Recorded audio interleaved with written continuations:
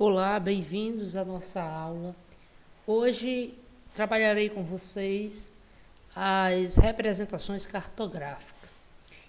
Nessa análise que venho fazendo a respeito de representação da Terra, as diversas formas de como o planeta é dividido, né? Como se localizar do planeta Terra. Então, todo esse arcabouço de conhecimento que foi desenvolvido pela humanidade ao longo dos séculos nos ajudou a elaborar sistemas de localização cada vez mais exatos, né? Com mínimos erros, né? Então, o que nós utilizamos hoje, né, as tecnologias que nós utilizamos de localização, o GPS, que é a grande estrela que se popularizou. Então, hoje os carros têm GPS, os celulares têm GPS. Isso permite com que as pessoas elas se localizem melhor no espaço. Antes não, antes o processo de localização dependia muito do aspecto de certa forma, da intuição da pessoa, da forma de perceber o espaço em que está inserido e estabelecer uma maneira eficiente de se localizar no espaço. Na realidade, a forma de representar o espaço, ela evoluiu assim como a humanidade. Então, hoje nós dispomos de mapas cada vez mais precisos. Isso, né, que permite, então, a gente analisar todas as terras do planeta. Então, você tem aqui um mapa mundi, né, um mapa mundi, porém, aqui é um mapa da divisão política do planeta. No entanto, né, os mapas, como eu disse para vocês, eles evoluíram com o passar do tempo. O mapa é uma das mais antigas formas de representar o espaço, de se comunicar, né? E, de certa forma, também é uma forma de escrita. Certo? Então, os primeiros registros cartográficos são feitos aí são registrados em civilizações antigas, né? Eles eram confeccionados de diferentes materiais, desde de placas de argila até mapas feitos em couro de animal. Então, tudo mostra para nós como o homem ele foi desenvolvendo. Então, mais tarde, de acordo com o processo evolutivo, esses registros passaram a ser entalhados em madeira, gravados também em metais. E aí, né, nós temos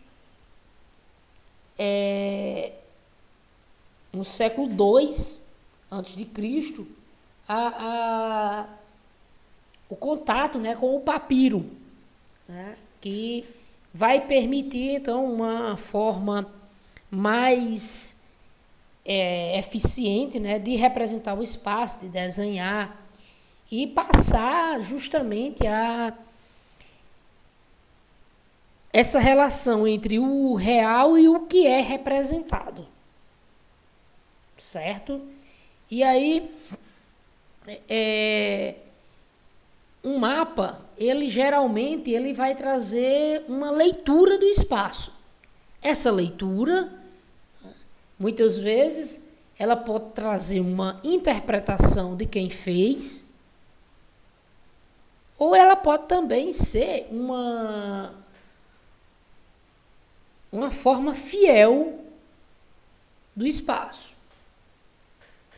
Então, por isso que com o passar do tempo, o homem foi desenvolvendo símbolos. E esses símbolos, qual é o objetivo dele? É justamente facilitar a comunicação. O momento em que você observa um símbolo e aquele símbolo já traz uma informação. Dentro dos mapas, isso é fundamental. Então, há diferentes formas, né, de representar comandos, né, esses símbolos. Desde cores, desenhos. O trânsito está aí, né, para nos ensinar. As placas, tudo aquilo ali traz informação. E os mapas trazem essas informações também. Tanto é que a Sociedade Internacional de Cartografia, ela estabelece justamente um parâmetro internacional de símbolos, que para não ser diferenciado. Então, o sujeito ali observa um símbolo, né? Um exemplo aqui,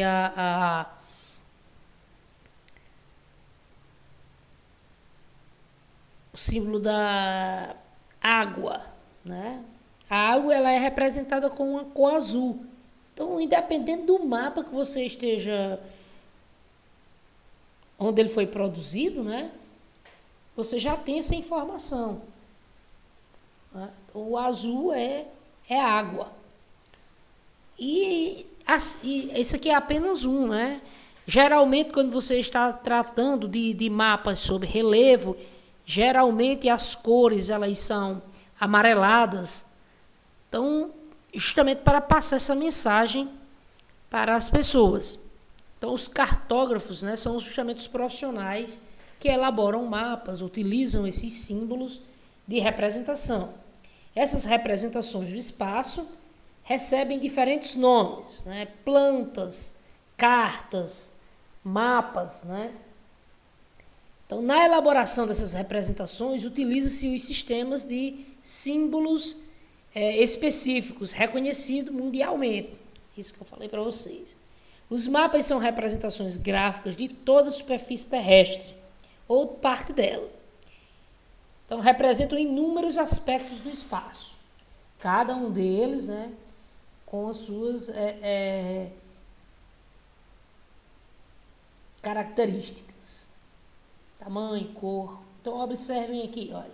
Convenções. Geralmente, você observa, então, olha, que capital de um país é representado por 2 pontinhos. Então, justamente isso. Que é isso aqui? Isso aqui é uma forma de passar informação. É uma legenda. Certo? Então, rodovias pavimentadas, estradas, ferrovias, ó, é uma reta pontilhada. Certo? Então, tudo isso aí visa o quê?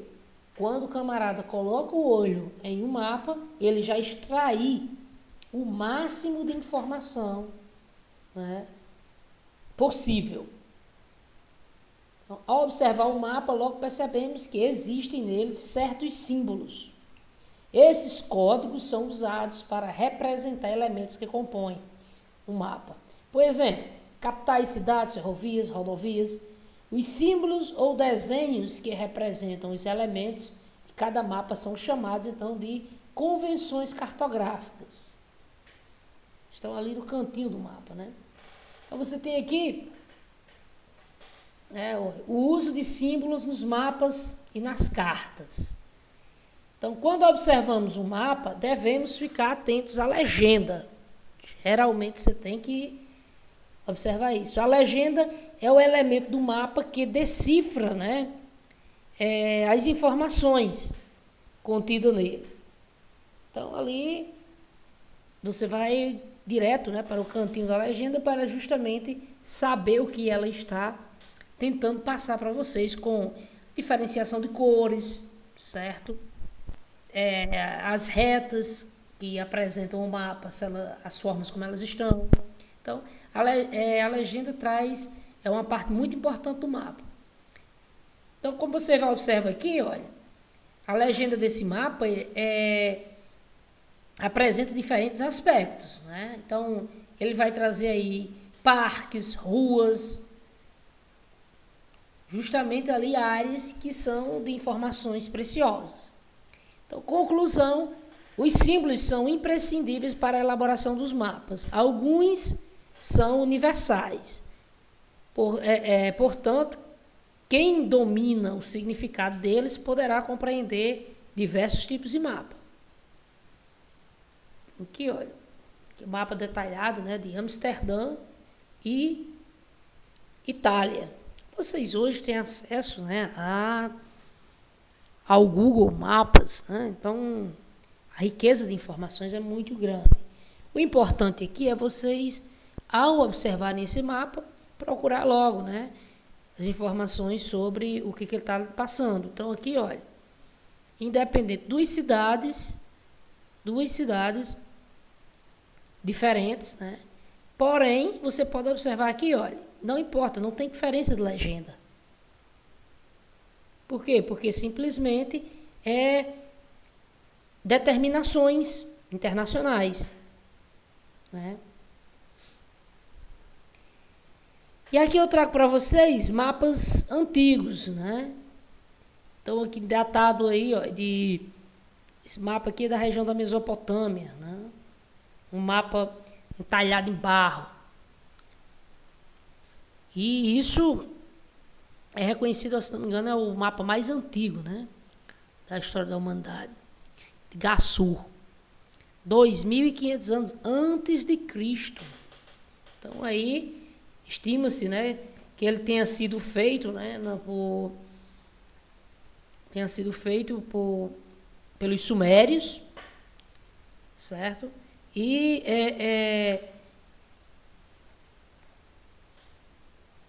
os sumérios, que eram um dos povos, né, que se estabeleceram na região da Mesopotâmia.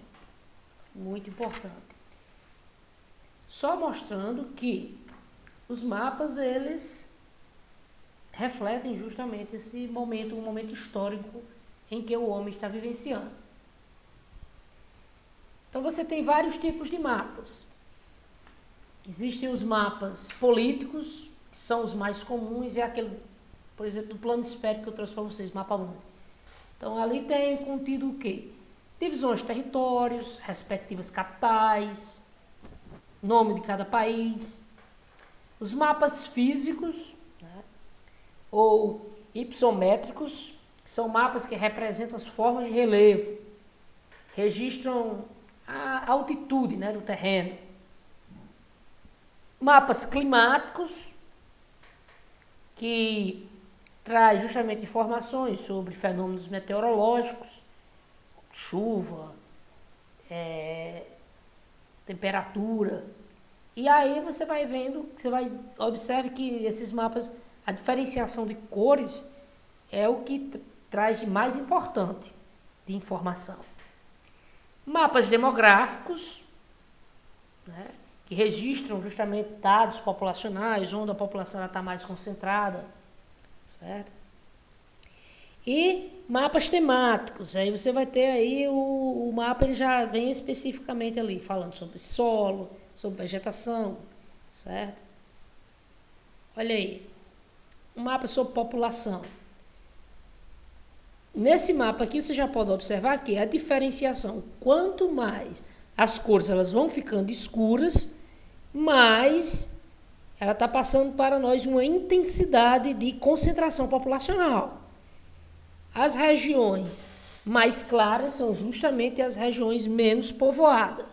As regiões mais escuras, regiões mais densamente povoadas.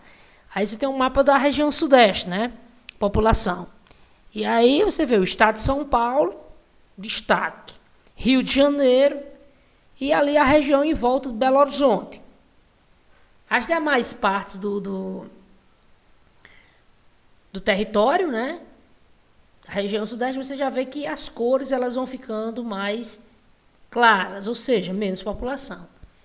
Nesse mapa aqui você vê que a cor mais escura significa o quê? Mais de 200 habitantes vivendo por quilômetro quadrado. E aqui essa mais clara significa uma população que vai entre 1 e 10 habitantes por quilômetro quadrado. O segundo mapa traz justamente informações sobre o quê? Vegetação. E aí, vegetação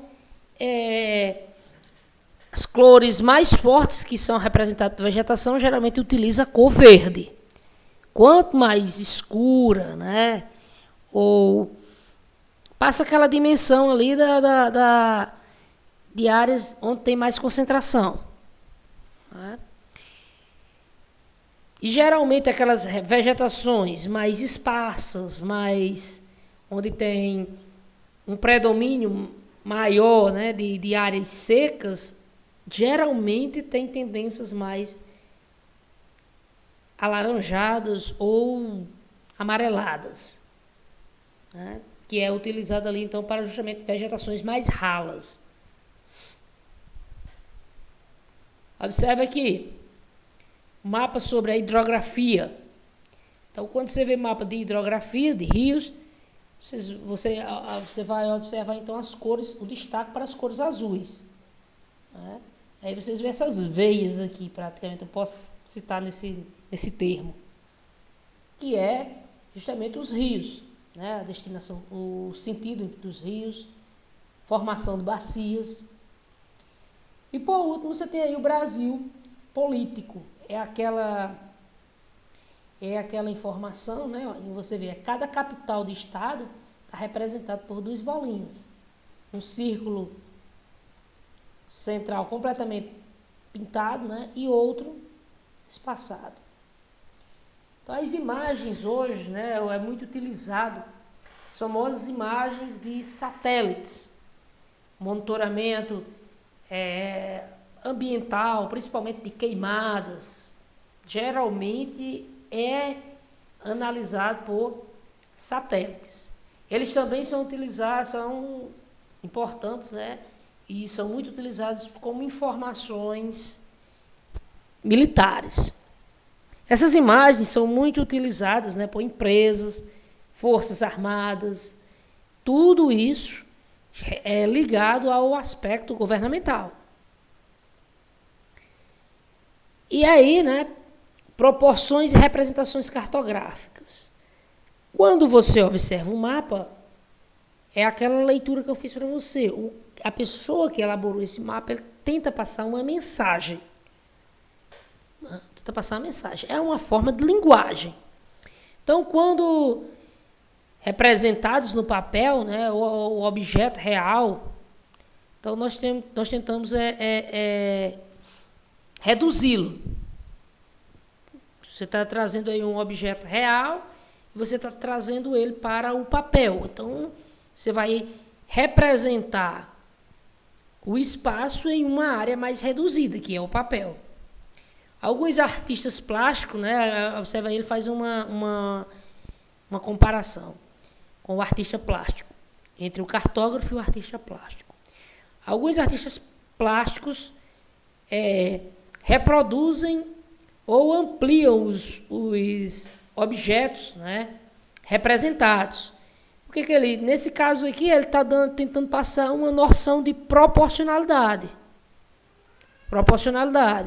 Então, observem aqui as figuras, né, de um museu, né?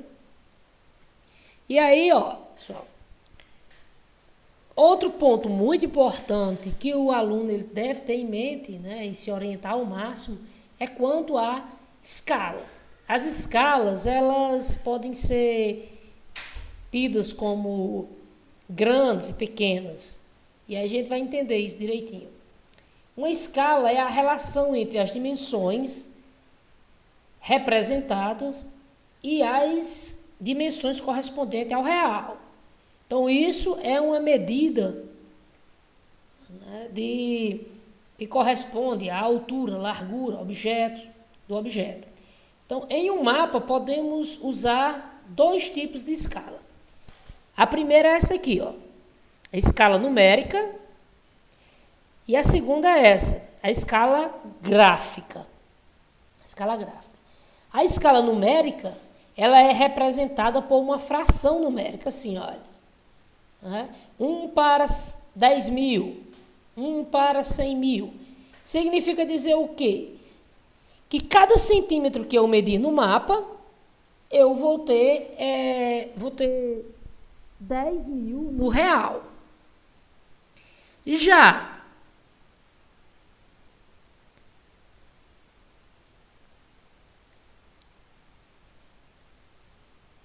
a escala gráfica, ela é uma reta, né?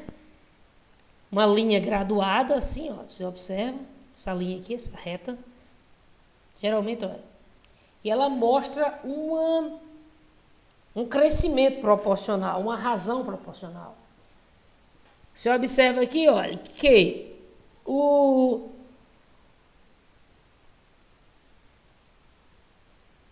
essa reta, né, de um ponto para outro, ela está crescendo em uma razão igual. Aqui está dizendo o quê? Olha, 0, 90, 180, 270. Qual é a interpretação que o aluno deve fazer nesse caso?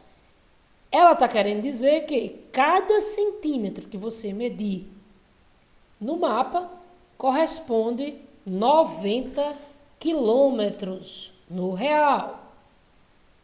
O mapa, ele é sempre uma relação entre o que é representado e o real. Você vai estar sempre fazendo essa relação entre o que está no papel e o que é real. Aí você observa aqui, olha, nessa escala gráfica, né? Que é só um exemplo, né? Que ela está crescendo de 90 em 90.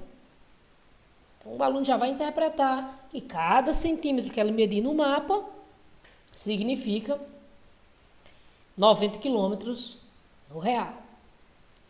Observem que é necessário também o aluno se ligar nas informações após os números. Se aquela informação é em centímetros, se aquela informação é em quilômetros. Geralmente é assim. Então, a escala, né? Dizemos que uma escala é grande quando o seu denominador é um número pequeno. Parece bem contraditório, mas não é. E dizemos que uma escala é pequena quando o seu denominador é grande.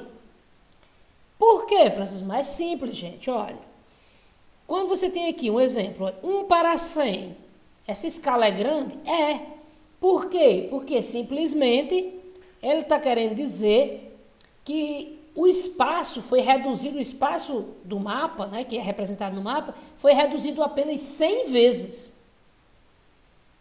Então, foi uma redução pequena. Mas essa segunda aqui, 1 para 10 milhões, por que isso aqui é pequeno? Simplesmente porque o espaço ele foi reduzido para ser representado no mapa 10 milhões de vezes. Compreendam bem isso aqui, para você entender então essa expressão de escala grande e escala pequena. Isso aqui é uma escala grande porque o espaço só foi reduzido 100 vezes. Essa aqui é uma escala pequena porque o espaço foi reduzido 10 milhões de vezes. Quanto maior é o denominador, né, menor é a riqueza de detalhes do mapa. Certo?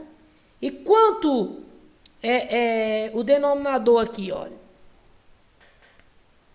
Quando o denominador é um número, né, que pequeno assim, olha, 10 mil, 100 mil, 100, significa dizer que o espaço é reduzido poucas vezes e isso permite um maior detalhamento desse espaço.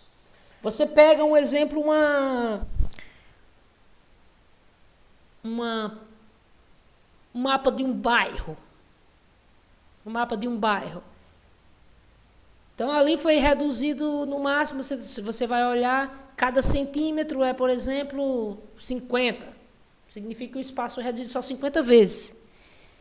Então, nesse mapa, você consegue extrair informações sobre o nome onde tem padaria, o nome da rua, né, o nome de cada rua do bairro, onde tem delegacia, onde tem hospitais, tudo naquele pequeno mapa você consegue extrair, porque ele tem muita informação. Agora, num espaço em que ele foi reduzido 10 milhões de vezes, vai ser só, pessoal, uma informação geral. mas não vai ter como ter muita riqueza de detalhes, porque é muito espaço reduzido, né, que não vai ter como trazer tanta informação. Aqui, olha, você vê aqui um mapa, a situação aqui de escala. Ficou aqui um pouquinho distorcido, mas é para você ver. É a distância entre Fortaleza e Salvador. Em uma escala, você observa aqui, olha, que ele está crescendo de 135 e 135 quilômetros. Ou seja, cada centímetro que você medir nesse mapa corresponde a 135 quilômetros. 135 quilômetros. Aí ele quer saber aqui, por exemplo, a distância entre Salvador e Fortaleza. Então, de acordo com esse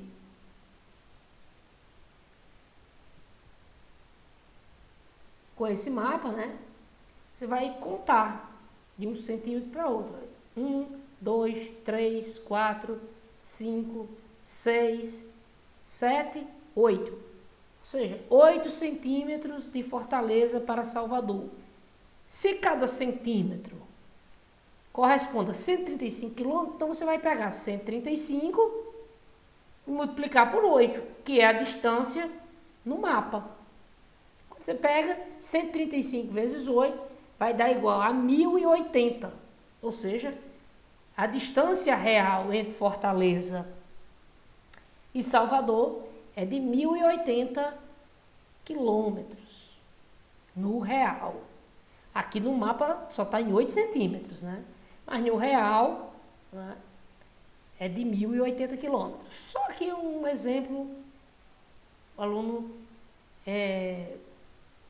fazer uma correlação, né?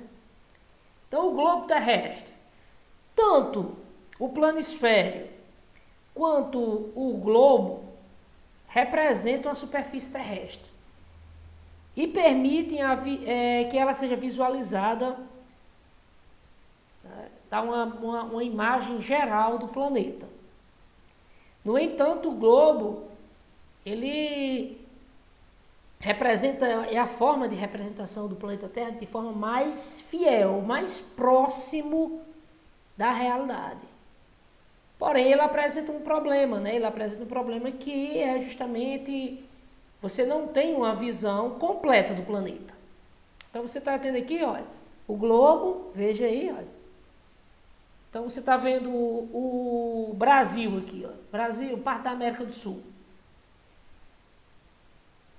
Ao mesmo tempo que você está vendo a América do Sul, partes da África estão sendo escondidas, a Europa não está aparecendo, partes da América do Norte não está aparecendo.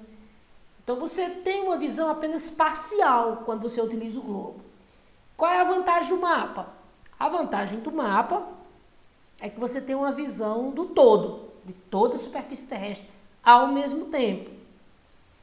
Certo? E aqui, né, só vale reforçar que o planeta ele não é essa esfera perfeita, não. Sempre eu falo isso. O planeta Terra não é uma esfera perfeita. O formato do planeta Terra tem uma superfície irregular. As únicas superfícies que são perfeitas, né, é justamente as superfícies líquidas. No caso dos oceanos. Mas quando você pega a superfície do continente, é cheio de irregularidades. Porque o continente tem o relevo, e o relevo é formado por altos e baixos, planaltos, planícies, depressões, montanhas, então, cordilheiras. Então, diferencia-se, né, a superfície. Eis aí, então, como o homem ele tentou representar o planeta Terra, resolver esse problema aí da falta de representação do planeta, de ver o planeta como um todo. E aí vai surgir, então, as projeções. Então, são formas, técnicas de representar o planeta. Essa daqui é a de Claudio Mercator. É conhecida, é muito usada a visão eurocentrista. Que é essa visão eurocentrista, colocando aqui a Europa, né, como fator principal no mapa, né, e a partir dela ali ele vai delineando, né, para representar outras superfícies. No entanto, você vê que existem distorções. Os mapas, eles têm erros, pessoal. Eles têm erros. Por quê? Porque praticamente você está fazendo uma missão praticamente impossível, que é representar algo que tem um formato esférico. Você vai estar representando algo que tem um formato esférico, mas só que você vai representar ele em um quadrado. Olha aqui, o mapa ele tem essa formação aqui, olha. Não é um quadrado, mas é aqui um retângulo, né? Então imagine aí, não é de segredo nenhum dizer então que todo mapa apresenta erros. Você observe que os ângulos dessa projeção do Mercator, ele só é perfeito, né, de forma mais detalhada aqui na parte equatorial, ó. Volta aqui. Mas de acordo com que ele vai se afastando da região aqui tropical do planeta, os ângulos eles vão aumentando do tamanho. E conforme os ângulos eles vão aumentando, vai aumentando também os erros, a distorção do mapa. Certo? Olha aqui como ele está aqui bem um quadrado perfeito aqui, olha, região do Brasil. Então, provavelmente, não é segredo que aqui é uma das áreas mais bem representadas. Mas olha aqui, quando ele chega aqui na Groenlândia, não é o que foi que aconteceu? Esticou a Groenlândia. E aí, se você pegar um outro mapa aí, em que o ângulo ele não fica esticado assim, ele fica mais curvado, você vai ver que a Groenlândia, ela não é, olha aqui, ela é uma ilha, né? E ela aqui, ela tá maior do que a América do Sul. Então teve uma distorção. Olha aqui a desproporção da Antártida. Então, essa projeção, né, as áreas de altas latitudes apresentam maiores deformações. Então, quanto mais você se afasta das regiões, dessa área aqui, né, em volta do Equador, mais ela vai apresentar erros. Pois essas áreas ficam, né, as maiores, certo? As representações elas ficam mais perfeitas. Essa projeção privilegia países ricos que aparecem, né, maiores do que são, enquanto que os países mais pobres apresentam, né, justamente de forma diminuída. Então, observe aqui, ó, que parte da Europa, né, está bem esticado também, porque os ângulos aqui foi aumentado, né? Tentando compensar, parece que a projeção de Mercator, ela privilegiou, assim, tentou fazer uma proporção na países ricos, né? Aumentando, mostrando aí. Aí Arnold Peters, ele vai trazer uma projeção diferente. Se vocês observarem aqui, essa é a projeção de Peters. Aí você vê que os países aqui, olha, eles apresentam, né, uma forma mais alongada, né? No mapa tem esse pequeno detalhe. Nessa projeção, não ocorre a deformação que privilegia, né, um grupo de países em relação a outro. Ocorre uma deformação das áreas, mas ela é mantida na proporcionalidade. É o caso, porque todo mapa ele é representado tendo como base o quê? Princípios matemáticos. Mas é bem diferente a matemática feita o cálculo e quando você traz ela para a realidade. Então o camarada resolveu apresentar tanta proporcionalidade independente, né? Em todas as áreas, de forma igual, em todas as áreas do planeta aqui. E aí, quando ele chegou na parte tropical aqui, essa proporcionalidade ela esticou, né, o mapa. Robson vai trazer então, observe que ele vai trazer então a ideia da curvatura dos meridianos. E assim era aquele meio termo, né? Justamente para tentar evitar as deformações. Enfatizo novamente, todo mapa tem deformação. Então, a projeção de Robson, né, ela foi criada em 1974 e representa a Terra de forma plana, porém arredondada. Observe aqui que tem uma curvatura. É diferente das projeções anteriores, que mostrava aqui num retângulo.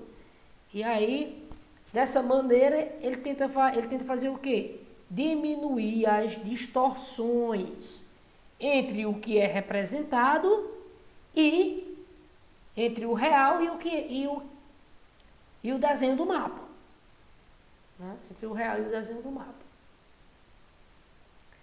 Então, toda a água existente do planeta Terra, né, compõe a hidrosfera. Ela pode ser encontrada na natureza em seus três formatos, né, em seus três estados, perdão. Gasoso, líquido e sólido.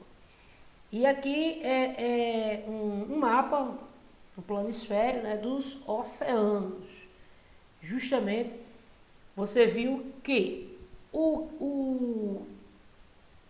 para justamente dar uma proporcionalidade mais correta, a técnica que foi desenvolvida foi aquele meio termo, né, desenvolvido então por Robson, que é essa forma, né, apresentando as curvaturas do planeta, mas ao mesmo tempo, né, mantendo um certo, nas suas bases aqui do planisfério, né, retas suficiente para a formação de ângulos.